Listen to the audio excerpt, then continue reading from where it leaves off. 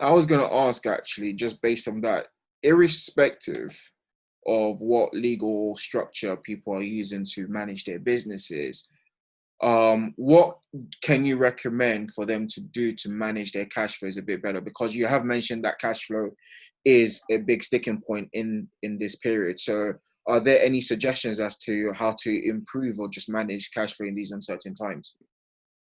So the reason why I mentioned cash flow is because a lot of businesses that closed down didn't close down because, or they didn't go into administration because they weren't profitable. Actually, it's because of cash flow. Cash flow is something that I think, regardless of whether or not you like numbers, you need to be all over as a business. So my recommendations, especially during a pandemic, this is now where, I mean, it's not too much to ask for you to check your bank statements every single day.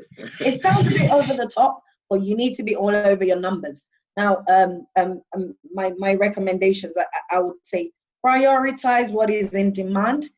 If you have that flexibility to change your approach, I use the example of the corner shop that sells face masks. Or if you have that flexibility, by all means, please prioritize what is in demand at this point in time. It would help you generate more revenues, and you need that inflow at this point in time. Make use of government schemes. They're there to help you. Obviously, I don't encourage, don't take it if you don't need it, because in reality, if you take bounce back loan, you still have to pay the money back. So you got to think long term. So if you really need it, please take advantage of it. Also, look around for offers.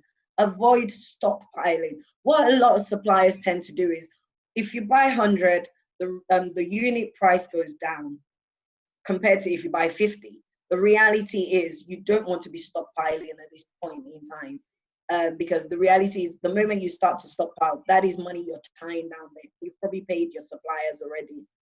Negotiate payment terms with suppliers. See if they can flex it, even if it's an additional 7 days that you can get from them. By all means, it makes a massive difference. And you know what? If not, consider your options. Be on the lookout for offers, offers, offers.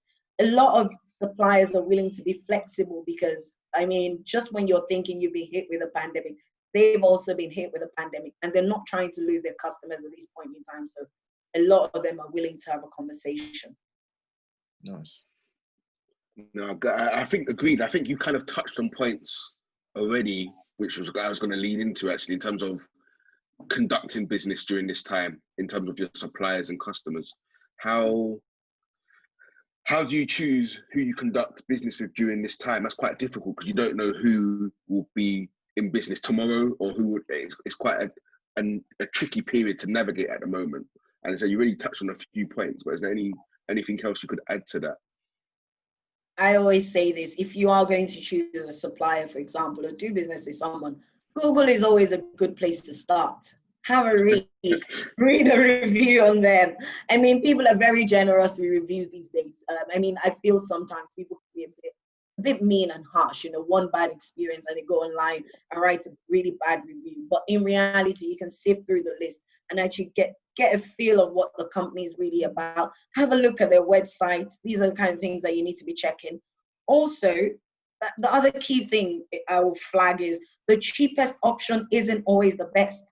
Just because someone's offered you a really cheap option, please do your research. You need to do your research all the time. As in terms of your customers, if you are in a position where you can provide some sort of credit terms to your customers, by all means consider doing that. Obviously, you've got to do it within reason. If you can, by all means do that. You're better off waiting 7 days to get that money in rather than not getting it in at all.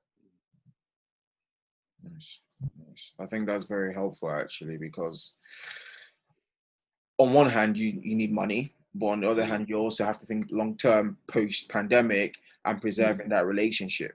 And it can be a very difficult can be a fine margin to try and navigate.